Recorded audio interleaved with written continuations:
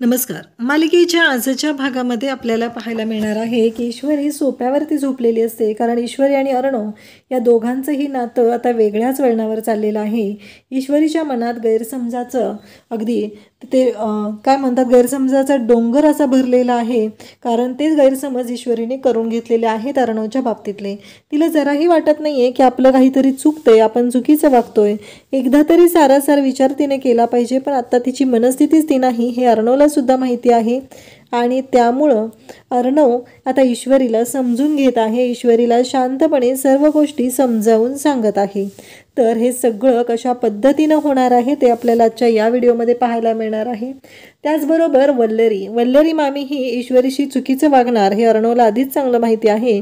त्यामुळं अर्णव हा वल्लरी मामीकडे आलेला आहे आणि वल्लरी मामीला म्हणत असतो की ती आपल्या घरात नवीन आहे आणि तिला आपण समजून घेतलं पाहिजे. त्याचबरोबर महत्त्वाची गोष्ट म्हणजे ही गोष्ट नाकारता येणार नाही की ती माझी बायको आहे, त्यामुळं तिच्याशी नीटच वागायचं अशा पद्धतीने इकडे अर्णवने चांगलाच दम भरलेला आहे आणि वल्लरीला सांगितलेलं आहे.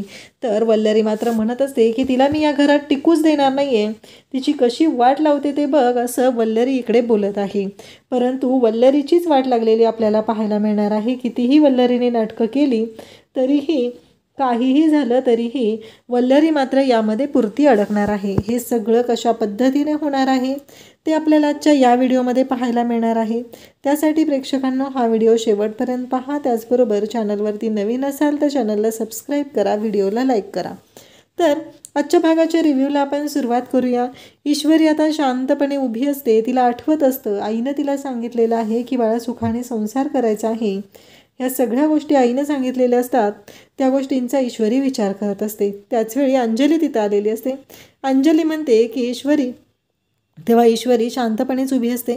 अंजली म्हणते की हे बघ ईश्वरी, जे सगळं काय झालं आहे ना ते मलाही माहिती आहे चुकीच्या पद्धतीने घडलेलं आहे, पण हे सगळं जे काही घडत आहे आणि त्याचबरोबर या सगळ्या गोष्टी जेव्हा चालू असतात तेव्हा मात्र इकडे ईश्वरी अंजलीकडे पाहत असते.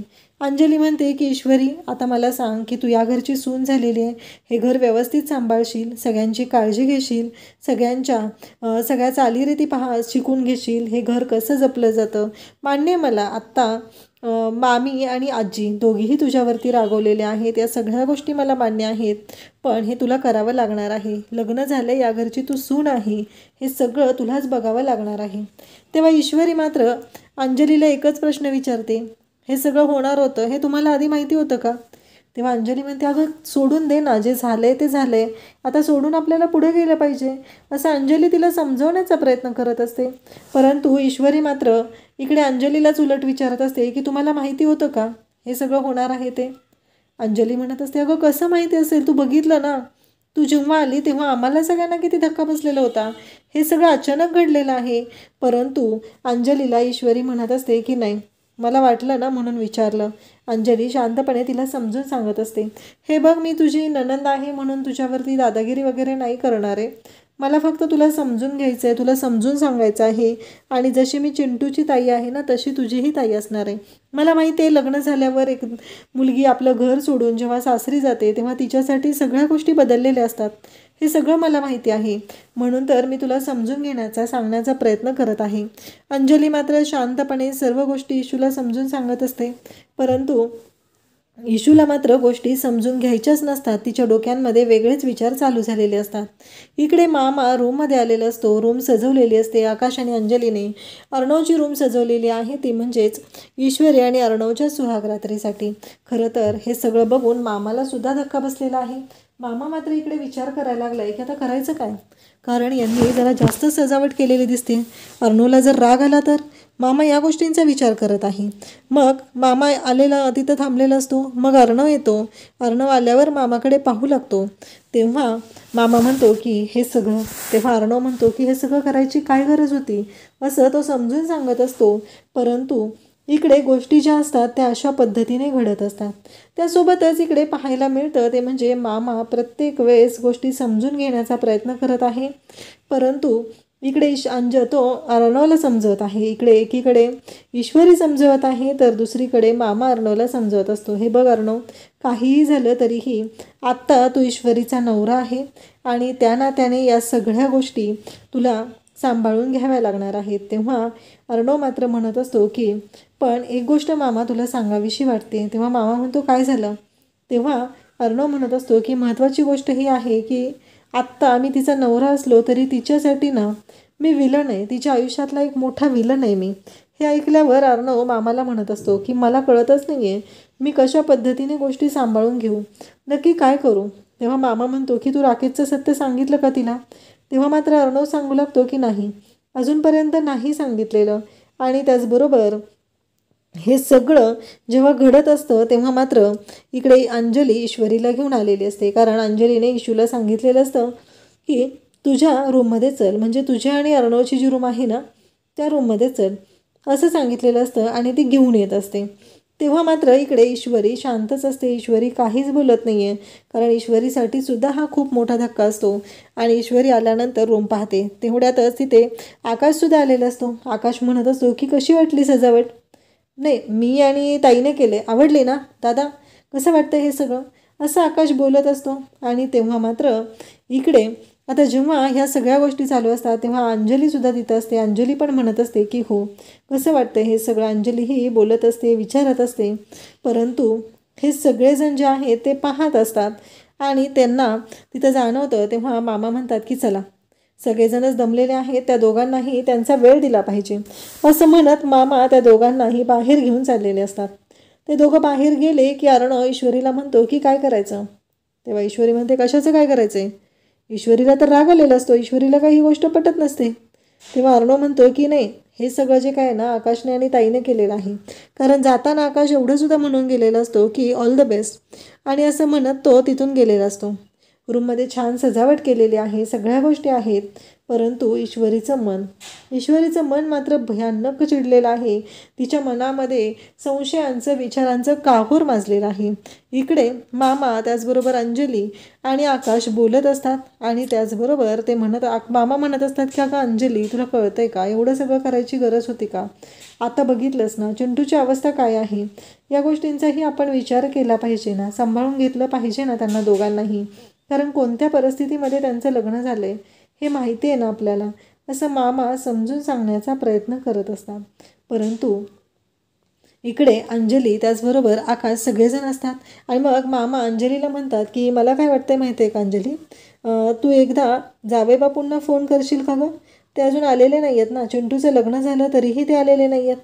नक्की काय झालं आहे, आपल्याला पण त्यांची चौकशी केली पाहिजे ना, असं मामा म्हणत असतात. म्हणजे मामांचं हे सगळं बोलणं मजेशीर पद्धतीने चालू असतं.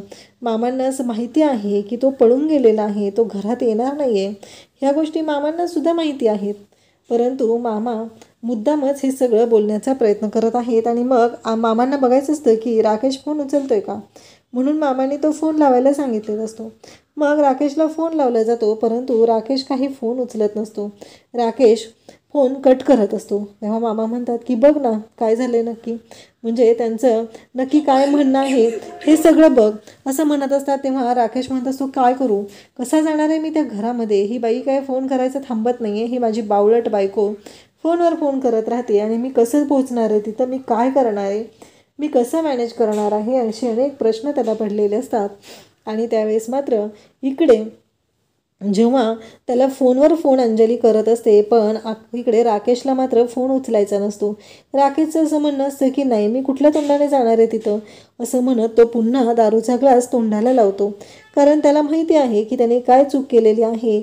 आणि जेव्हा ही गोष्ट घरात कळेल, ही गोष्ट ईश्वरीला समजेल तेव्हा काय. परंतु राकेशच्या डोक्यात वेगळंच चालू आहे. राकेश म्हणतो की इंदुरी जिलेबी माझी झालेली नाही आहे, पण मी तिला त्या अर्णवसोबतही सुखाने संसार करू देणार नाही. काहीही झालं तरीही तिला मी सुखात राहू देणार नाही. त्या दोघांच्या आयुष्यामध्ये मी प्रॉब्लेम आणणार आहे, तिला त्याच्यापासून वेगळं मी करणार आहे, अशा पद्धतीने तो बोलत असतो. आणि त्याचबरोबर इकडे अर्णव आणि ईश्वरी बोलत असतात. अर्णव म्हणत असतो की हे सगळं ताईने केलेलं आहे. याबद्दल मला काहीही कल्पना नव्हते. तेव्हा ईश्वरी अर्णवला एकच प्रश्न विचारत असते, हे सगळं काय चाललंय तुमचं? म्हणजे तुम्ही ज्या पद्धतीने बोलत आहात, वागत आहात ते वेगळंच आहे. कारण आजपर्यंत मला असं वाटायचं, पण मला एक म्हणायचं आहे काय माहिती आहे का, तुम्ही तिथे कशा पोचलात? म्हणजे तुम्हाला कसं कळलं त्या हॉटेलबद्दल? अर्णव ईश्वरीशी शांतपणे बोलण्याचा प्रयत्न करत असतो, पण ईश्वरीलाच आता शांत बोलायचं नसतं. तिच्या डोक्यात वेगळंच काहीतरी चालू असतं आणि त्या पद्धतीने तिचा आरडाओरडा सुरू झालेला असतो. त्याचबरोबर इकडे अर्णव तिला समजवत असतो, परंतु ईश्वरी मात्र समजून घ्यायच्याच मनस्थितीत नसते. तिचं डोकं मात्र तिरकत चालत असतं आणि त्या पद्धतीनेच तिनं बोलत असते. इकडे अर्णव ईश्वरीला समजून सांगत असतो की हे बघ, मला फक्त एवढंच तुला सांगायचं आहे की ते हॉटेल त्या राकेशने बुक केलेलं होतं. तेव्हा ईश्वरी म्हणते की हो, राकेशजींनी बुक केलेलं होतं आणि 2 रूम घेतलेल्या होत्या आम्ही. तेव्हा अर्णव म्हणत असतो की हो बरोबर आहे, 2 रूम तुम्ही घेतलेल्या होत्या, पण तो तशा परिस्थितीमध्ये तुला सोडून गेला. तुला माहिती आहे का ते हॉटेल कसलं होतं? तेव्हा ईश्वरी आता चिडलेली असते. ईश्वरी म्हणत असते की बाद झालं, या सगळ्याला ना तुम्ही जबाबदार आहात. मला कळतच नाही आहे की तुम्ही अचानक तिथे कुठून आलात? म्हणजे तुमचा काय संबंध? तुम्ही कुठून पोचलात तिथे? असं ईश्वरी अर्णवला जाब विचारू लागते. ईश्वरी अर्णवला म्हणत असते की या सगळ्या गोष्टींशी तुमचा काय संबंध आहे? तुम्ही कुठून पोचलात तिथं? तुम्हाला कसं कळलं? नाही, तुम्ही माझ्या मागावरच आहात. मी बघितलेलं आहे की तुम्हाला माझ्यामध्ये जरा जास्तच इंटरेस्ट आहे. आता सगळ्या गोष्टी तुमच्या मनाप्रमाणे झालेत ना. तेव्हा अर्णव तिला समजवण्याचा प्रयत्न करत असतो, मिस ईश्वरी तू चुकतेस. मी सिंदर तू चुकतेस, तुझ्या लक्षात येत नाही आहे, मी तुला वाचवण्यासाठी तिथं आलेलो आहे. तेव्हा ईश्वरी म्हणत असते की मग हे मंगळसूत्र गळ्यात घातलं आणि सगळ्या जगासमोर ओरडून सांगायची गरज काय होती की मी तुमची बायको आहे म्हणून? तेव्हा अर्णव म्हणतो, तुला कळतंय का, हा निर्णय मला ऑन दी स्पॉट घ्यावा लागलेला आहे. आणि राहिला प्रश्न माझ्याकडे ते मंगळसूत्र असण्याचा, इथे लग्न होतं, लग्नाचे विधी चालू होते, माझ्या हळदीच्या कार्यक्रमातून मी उठून आलेलो होतो आणि ते मंगळसूत्र ताईने मला दिलेलं होतं. ते मंगळसूत्र माझ्या आईचं आहे आणि तिच्या सुनेसाठी ते होतं, त्यामुळं ते मंगळसूत्र माझ्या खिशात तसंच ठेवलेलं होतं. एवढंच काय ते घडलेलं होतं असं ईश्वरीला तो समजून सांगत असतो. पण ईश्वरीच्या टाळक्यात शिरल तर ना, कारण ईश्वरीच्या डोक्यात वेगळंच काहीतरी सुरू असतं. ईश्वरीला समजूनच नाही घ्यायचं. ईश्वरी अर्णवला म्हणत असते की बाद झालं, राकेशजी आले असते मला वाचवायला, तुम्ही यायची काहीच गरज नव्हती. तुम्ही का आलात तिथं आणि का हा सगळा गोंधळ घालून ठेवला आहे? असं ईश्वरी अर्णवला बोलत असते, अर्णवला सांगत असते की हे सगळं तुमच्यामुळे झालेलं आहे, या सगळ्याला जबाबदार तुम्ही आहात, असं ईश्वरी त्याला बोलत असते. अर्णव मात्र शांतपणे तिला समजून घेण्याचा प्रयत्न करत असतो, कारण अर्णवला माहिती आहे की परिस्थिती वेगळी आहे. जे काही घडलेलं आहे ते चुकीच्या पद्धतीनं झालेलं आहे, कारण ईश्वरीला अजून माहीतच नाही आहे की राकेश कसा आहे. तो अर्णव म्हणत असतो की पण तो पळून गेला तो राकेश, आणि तू तो वाचवायला येणार हे बोलतेस. तेव्हा ईश्वरी म्हणते की पळून नाही गेला, तुम्ही त्याला गायब केलं आहे आणि राकेशजींबद्दल एक शब्दही बोललेला मी सहन करणार नाही आहे. खरं तर माझ्या बाबांनीच हा निर्णय का घेतला आहे ना ते मला कळत नाही आहे, कारण माझ्या बाबांना असं का वाटलं की तुमच्याशी माझं लग्न लावून द्यावं, मला याच गोष्टी कळत नाही आहेत, असं ईश्वरी बोलत असते. तेव्हा अर्णव म्हणत असतो की तुझ्या बाबांनी का नकार दिलेला नाही आहे? तू एवढं बोलतेस ना, मग तुझ्या बाबांना का वाटलं की मला नकार नाही दिला पाहिजे? ह्या गोष्टीचा विचार केला आहेस का कधी? का अडवलं त्यांनी तुला मंगळसूत्र काढताना? हे सगळं बोलणं चाललेलं असतं, तरीही ईश्वरी मात्र शांतपणे घेतच नसते. तेव्हा ती म्हणत असते की बाद झाला, राकेशजींबद्दल एक शब्द जरी बोललात तर मी ऐकून घेणार नाही, कारण राकेशजी कसे आहेत ना ते मला चांगलंच माहिती आहे. प्रत्येक वेळेस तुम्ही माझ्या आयुष्यात प्रॉब्लेम क्रिएट केलेत आणि पुन्हा सोडवला येण्याचं नाटक केलेलं आहे, बाकी दुसरं काहीही तुम्ही केलेलं नाही, असं ईश्वरी बोलत असते. आणि ती सांगत असते की या सगळ्या गोष्टी तुमच्यामुळे झालेल्या आहेत, या सगळ्याला जबाबदार तुम्ही आहात, असं ईश्वरी ओरडून अर्णवला सांगत असते. सांगा आता तरी मला, कुठे आहेत राकेशजी, कुठं गायब केले त्यांना? तेव्हा अर्णव म्हणतो की मला नाही माहिती कुठे आहे तो राकेश, तो पळून गेलेला आहे, मी त्याला गायब वगैरे केलेलं नाही आहे. ईश्वरीचं असं म्हणणं असतं की राकेशजी मला सोडवायला आले असते, तुम्ही हे सगळं करायची गरज नव्हती आणि तुमच्यामुळे हे सगळे प्रॉब्लेम क्रिएट झालेत, या सगळ्याला तुम्ही जबाबदार आहात, असं स्पष्टपणे ती अर्णववरती आरोप लावत असते. म्हणजे ज्या गोष्टी इकडे राकेशने केलेल्या आहेत ते सगळं ईश्वरी इकडे अर्णवला बोलून दाखवत असते, कारण तिच्या लक्षातच येत नाही आहे की आपण चुकीचं वागतोय.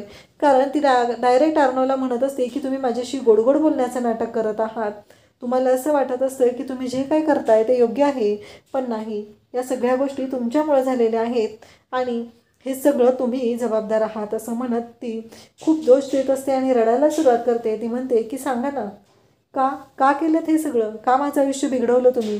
तुम्ही गळ्यात मंगळसूत्र घातलं माझ्या, तुम्हाला माहिती आहे का लग्न म्हणजे काय असतं? एखाद्या मुलीसाठी तिच्या आयुष्यात तिचं लग्न म्हणजे काय असतं याचा तुम्हाला अंदाजसुद्धा नाही, असं इकडे ईश्वरी बोलत असते. आणि त्याचवेळी अर्णव शांत स्वतःला करत असतो, कारण ईश्वरीला समजून घेण्याशिवाय त्याच्याकडे पर्याय नाही आहे. ही गोष्ट अर्णवला सुद्धा माहिती आहे, कारण ईश्वरीला ह्या गोष्टींचा त्रास होत असतो. उद्याच्या भागात आपल्याला पाहायला मिळतं की ईश्वरी सोप्यावरती झोपलेली असते आणि मग अर्णव तिथे येतो आणि अर्णव तिच्या अंगावरती शाल पांघरून घालतो आणि त्याचबरोबर ईश्वरीकडे पाहत असतो. आणि मग इकडे वल्लरी मामीची चिडचिड सुरू झालेली असते. ईश्वरी सोप्यावरती तशीच झोपलेली असते आणि मग वल्लरी मामी मात्र म्हणत असते की हे सगळं काय आहे, कारण ह्या मुलीला वागायची अक्कल नाही आहे, असं सगळं बोलणं चालू आहे. आणि त्यासोबतच इकडे पाहायला मिळतं ते म्हणजे अर्णव समजवण्याचा प्रयत्न करत असतो. अर्णव म्हणत असतो की हे बघ मामी, कसं आहे माहिती आहे का, ईश्वरीला आपण समजून घेतलं पाहिजे. तिचं लग्न ज्या परिस्थितीत झाले ती परिस्थितीच वेगळी होती. आणि तेव्हा मात्र तो मामीला म्हणतो की ही फॅक्ट नाकारता येणार नाही आहे की ती माझी बायको आहे. ही गोष्ट कायमस्वरूपी लक्षात ठेवायची आहे. म्हणजे इनडायरेक्टली इकडे मामीला त्याने दमच दिलेला आहे की तू नीट वागायचं आहे. जर तू नीट वागली नाहीस तर गोष्टी मात्र हाताबाहेर जातील. आणि त्याचबरोबर हे सगळं जे काय आहे ते चुकीच्या पद्धतीने घडत आहे हे सुद्धा जाणवत असतं. आणि त्यासोबतच इकडे मामी म्हणत असते की काही झालं तरीही तिला मी या घरामध्ये टिकू देणार नाही, असं मामी बोलत असते. आणि ईश्वरीला घराबाहेर काढण्यासाठी जे काही करायचं आहे ते करायचं तिनं ठरवलेलं असतं. अशाच अपडेटसाठी चॅनलशी कनेक्ट राहा. थँक्यू.